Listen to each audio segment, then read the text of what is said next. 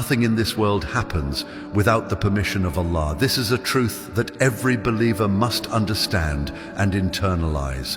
Harm, pain, suffering, none of these things can befall anyone unless Allah allows them to. This doesn't mean that Allah loves these things or that He wants them to happen in a way that pleases Him. Rather, it is part of His divine wisdom, a wisdom that is beyond our full comprehension.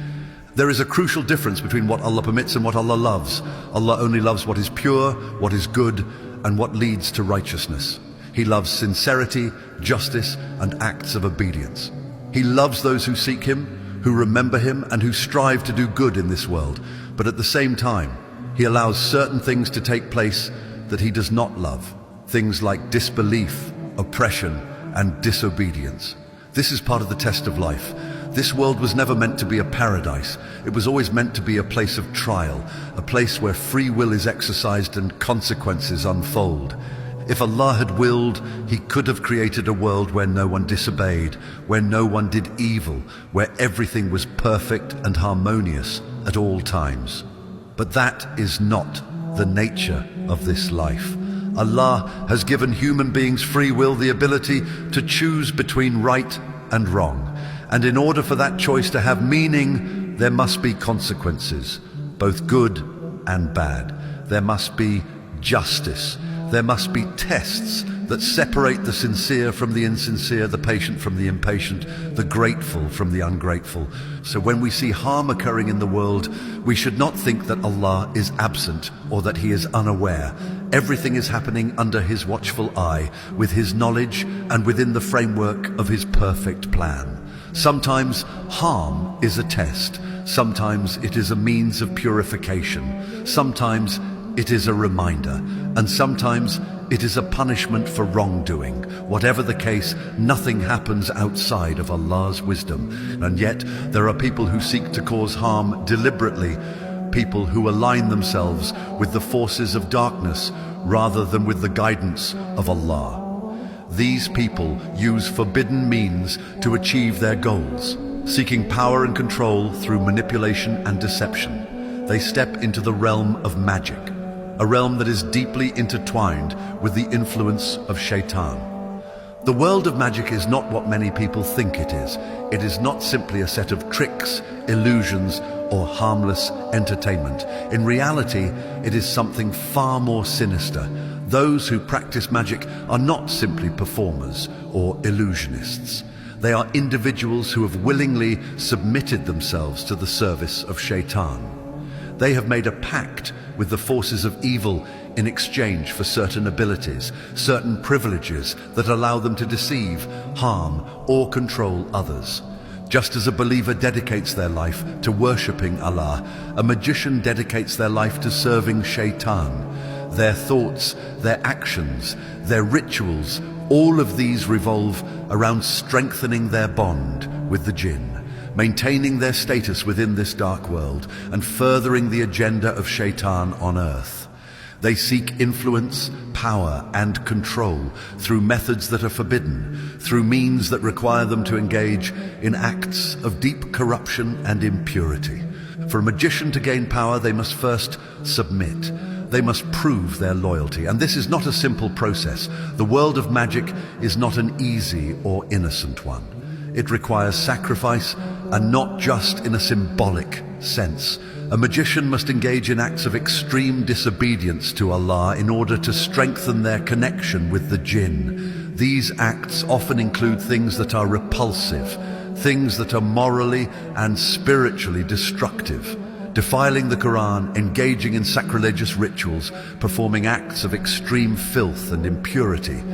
Why? Because the jinn, especially the devils among them, do not grant their services freely. They demand something in return, and the price they demand is the magician's complete submission to them. The more despicable the act, the more pleased the jinn become, and the stronger their bond with the magician grows.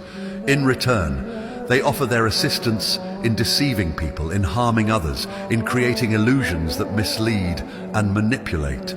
This is why magic is considered one of the gravest sins in Islam. It is not just a game. It is not just a trick.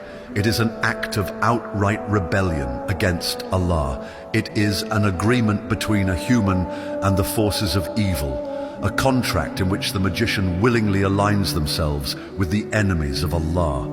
And no matter how powerful they may appear, no matter how much influence they may gain, their fate is ultimately one of ruin.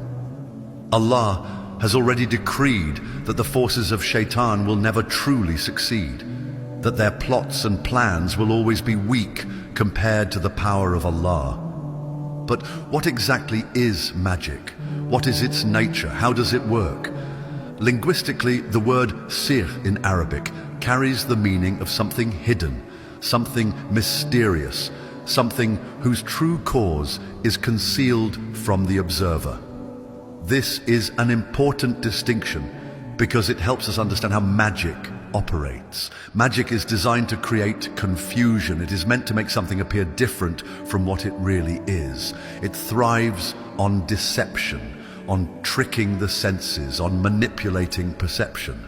The word sihr shares its root with suhoor, the meal eaten before dawn in Ramadan. This is because suhoor takes place in the darkness, just before the light of day breaks.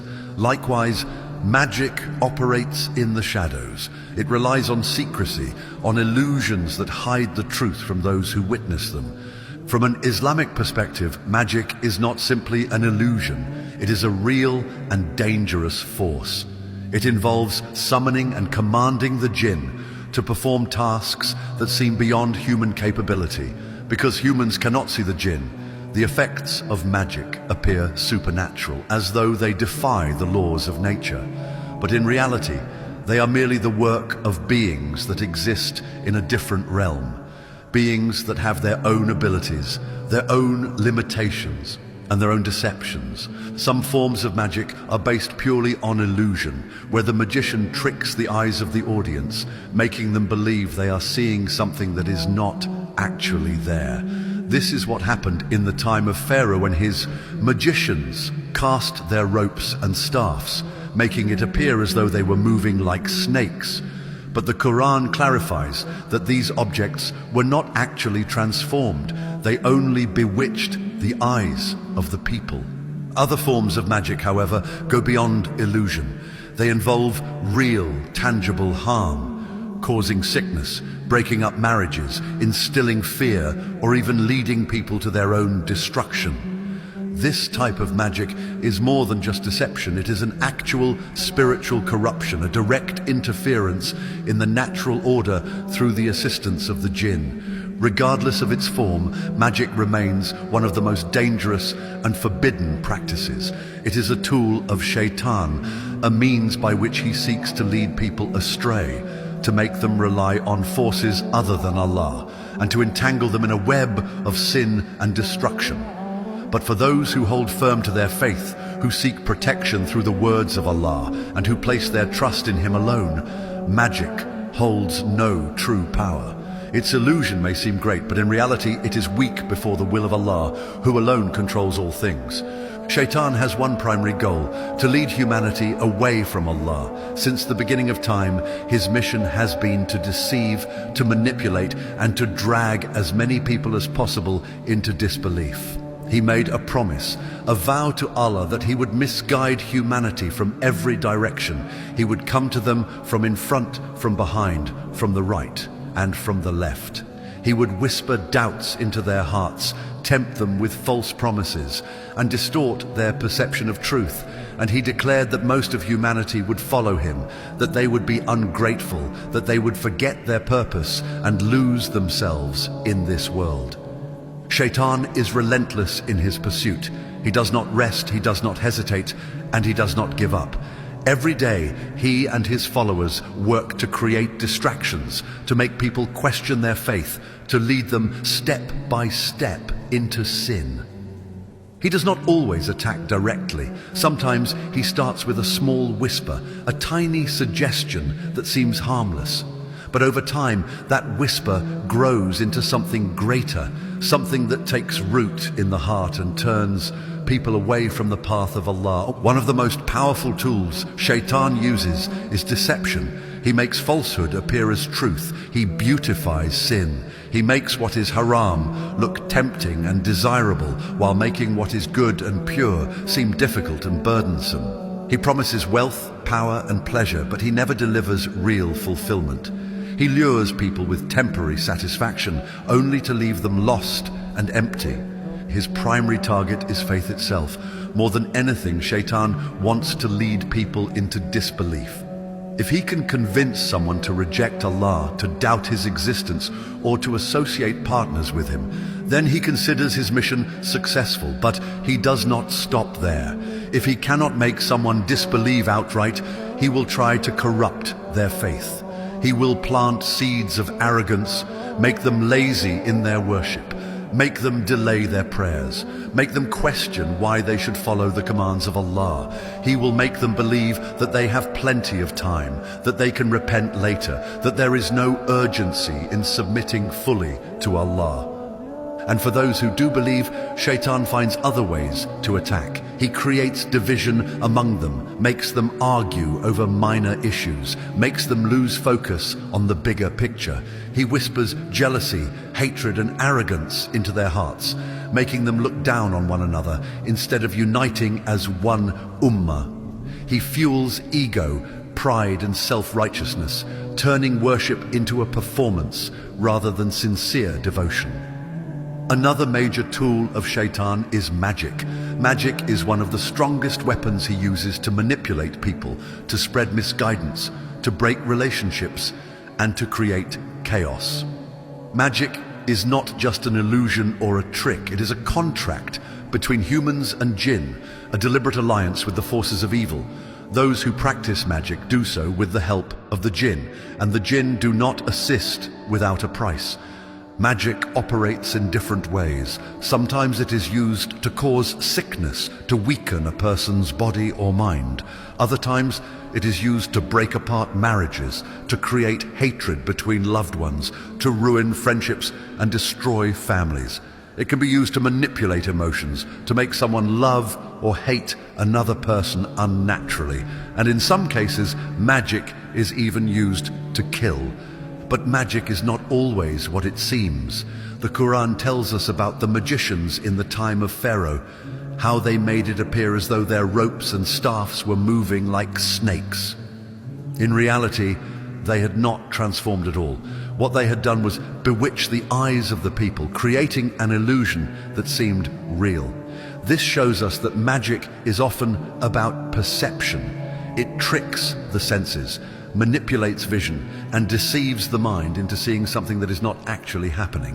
However, not all magic is illusion. Some forms of magic involve real, tangible harm, where the jinn carry out the orders of the magician. This type of magic can affect a person's health, emotions, and even their ability to think clearly. It is one of the most dangerous forms of spiritual attack, and it is one of the reasons why seeking protection from Allah is so important. The power of magic, however, is not absolute.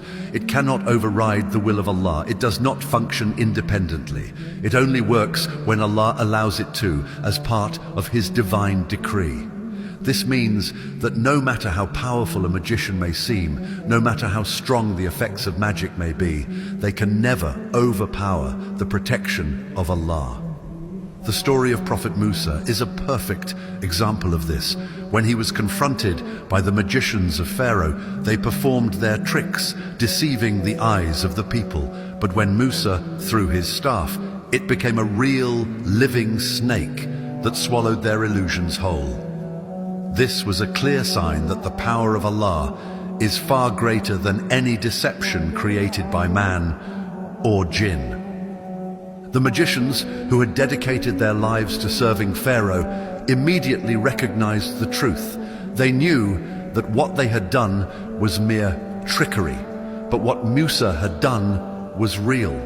They fell into prostration, declaring their belief in Allah. This moment teaches us that no matter how deep a person has fallen into falsehood, they can still recognize the truth when it is presented to them. And when they do, they should not hesitate to turn back to Allah. Shaitan's strategies do not end with magic. He has many other ways of leading people astray. One of his most effective methods is spreading doubts, making people question their faith, making them wonder if Islam is truly the right path, making them feel uncertain about the existence of Allah. He uses the influence of society, the arguments of skeptics, the distractions of the modern world, and the temptations of the nafs to create these doubts. And for some people, he uses desires. He makes them prioritize their worldly ambitions over their faith. He convinces them that money, status, and pleasure are more important than their relationship with Allah.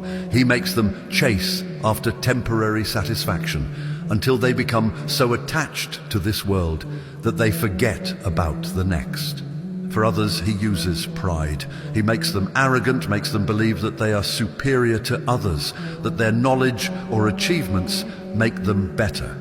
He fuels their ego, making them look down on others, making them feel self-sufficient as if they do not need Allah's guidance. And for some, he uses despair. He convinces them that they are beyond forgiveness, that their sins are too great, that they have no hope of redemption. He makes them feel unworthy of Allah's mercy, pushing them deeper into sin because they believe there is no way back. But no matter what method Shaitan uses, the solution remains the same. Turning back to Allah, seeking His protection, remembering Him constantly, strengthening one's faith, and surrounding oneself with good influences. The more a person clings to Allah, the weaker Shaitan's grip becomes. The Quran and Sunnah provide us with many ways to protect ourselves from Shaitan and magic. Reciting Ayat al-Kursi, the last 2 verses of Surah Al-Baqarah, and the 3 Quls, Surah Al-Ikhlas, Surah Al-Falaq, and Surah An-Nas, are among the most powerful ways to shield oneself. Making constant dhikr, maintaining regular prayers, and seeking refuge in Allah through dua are all essential. Shaitan's plots may seem strong, but they are ultimately weak. Allah has already decreed that he will fail.